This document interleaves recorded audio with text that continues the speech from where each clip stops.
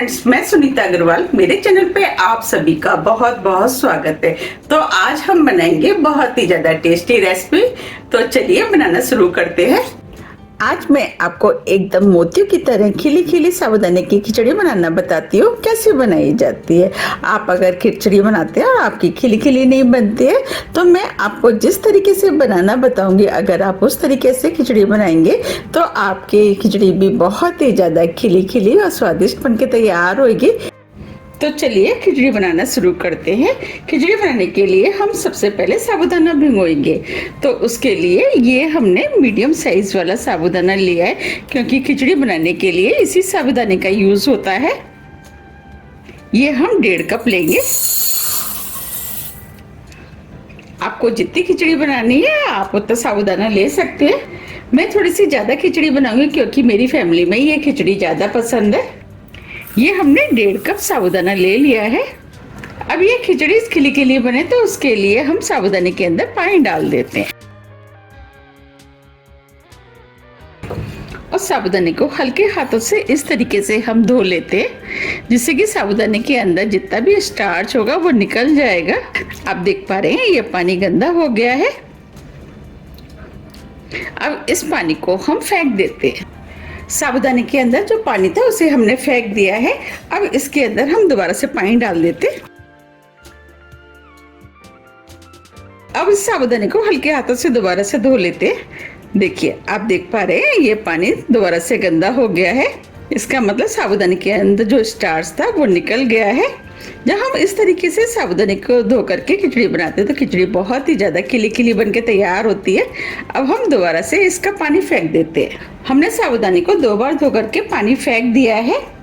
हमने 1.5 कप साबूदाना लिया था, तो अब हम इसके अंदर 1.5 कप पानी डाल देते हैं। ये हमने साबूदाने में 1.5 कप पानी डाल दिया है। साबूदाना जितना लेना है उतना ही हमें पानी डालना है। देखिए हमने जो साबूदाने में पानी डाला है वो साबूदाने के थोड़ा सा ही ऊपर है।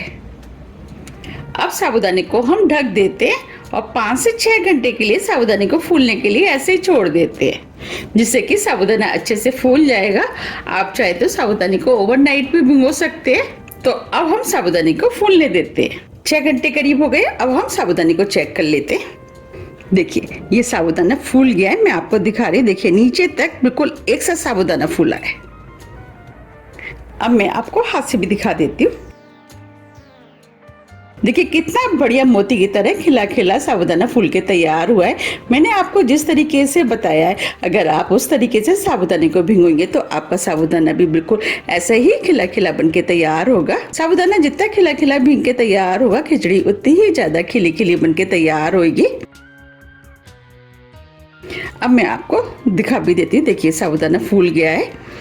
अब मैं साबूदाने के दाने को दबा रही हूँ तो ये इजीली दब रहा है। बस हमें इसी टाइप का फूला हुआ साबूदाना चाहिए। अब ये साबूदाना तो फूल के तैयार हो गया है। चलिए खिचड़ी बनाना शुरू करते हैं। खिचड़ी बनाने के लिए ये हमने 1 कप कच्ची वाली मूंगफली ली है। इन मूंगफलियों को हम कढ़ाई में डाल देते हैं। अब मूंगफलियों को स्लो मीडियम फ्लेम पे लगातार चलाते हुए इन्हें भून लेते हैं। मूंगफली आप अपने टेस्ट के अनुसार थोड़ी सी कम या ज़्यादा भी कर सकते हैं। मुझे खिचड़ी में थोड़ी सी ज़्यादा मूंगफलियाँ पसंद है, इसीलिए मैंने 1 कप मूंगफली लिए। आप चाहें तो 3/4 कप या आधा कप भी ले सकते हैं। अब हम मूंगफलियों को भून लेते हैं। अब ये मूंगफलियाँ भुन गई हैं। अब फ्लेम को ऑफ कर देते हैं। अब मूंगफली को प्लेट में निकाल लेते हैं। अब मूंगफलियों को हम ठंडा होने देते हैं, क्योंकि मूंगफली इस समय काफ़ी गर्म है। अब ये मूंगफलियाँ ठंडी हो गई हैं, इन्हें हम छील लेते हैं। हमें इस तरीके से मूंगफलियों को छीलना है।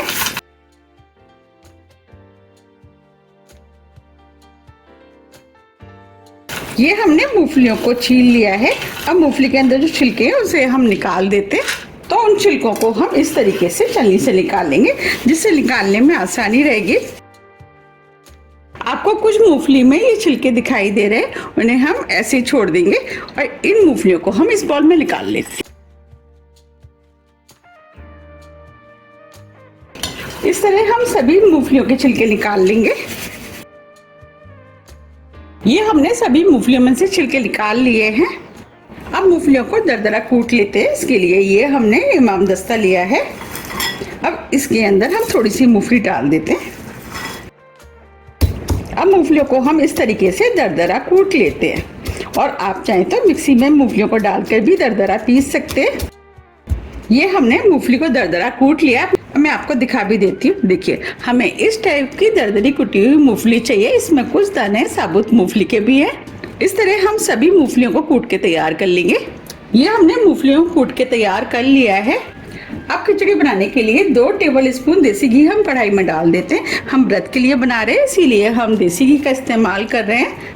आप चाहें तो देसी घी की जगह जो भी ऑयल आप व्रत में खाते हैं उसमें भी बना सकते हैं। घी को गर्म होने देते हैं। घी गर्म हो गया है। ये हमने मीडियम साइज का एक आलू लिया है, जिसे हमने 50% बॉईल करके छोटे पीस में काट लिया है।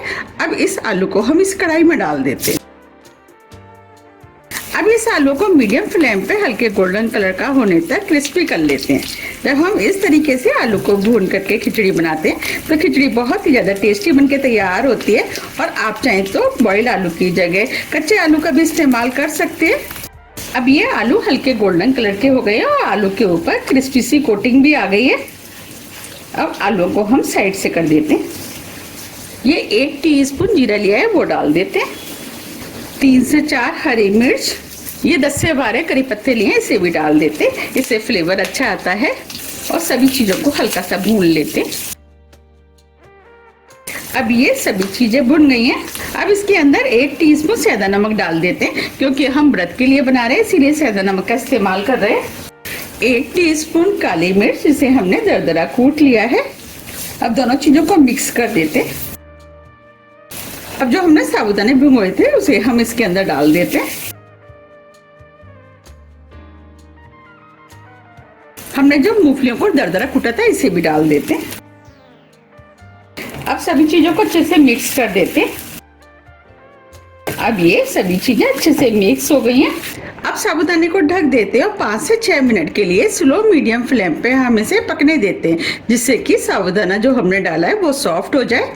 6 मिनट करीब हो गए हैं। देखिए, जो हमने साबुदाना डाला था वो अच्छे से कुक हो गया है और ट्रांसपेरेंट भी हो गया है। हमने इस खिचड़ी को हर 1-2 मिनट के बाद ऊपर नीचे कर दिया था, जिससे कि ये साबुदाना चारों तरफ से अच्छे से सॉफ्ट हो जाए।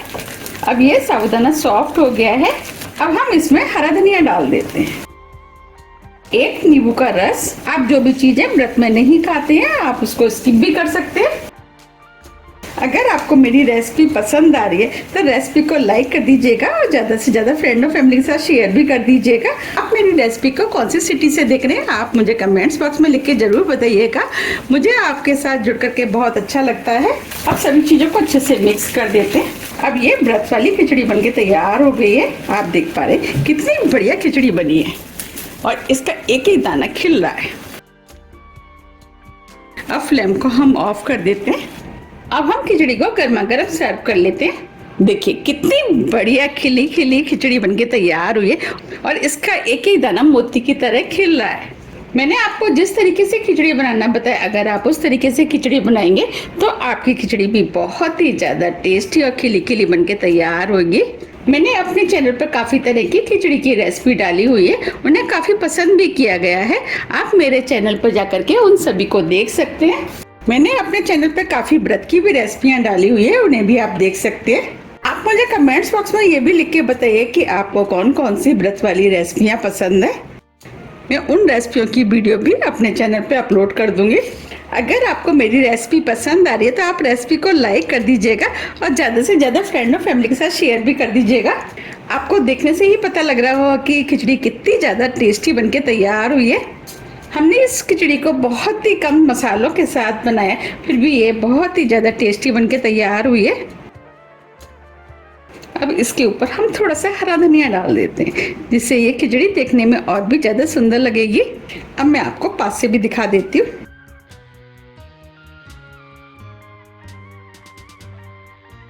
देखिए कितनी बढ़िया साबूदाने की खिचड़ी बनके तैयार हुई है। ये देखने में जितनी सुंदर लग रही है उससे ज़्यादा ये खाने में टेस्टी लगती है। तो आप भी जाइए, इसे बनाइए, फिर मुझे कमेंट्स करके ये जरूर बताइए कि आपको ये खिचड़ी कैसी लगी।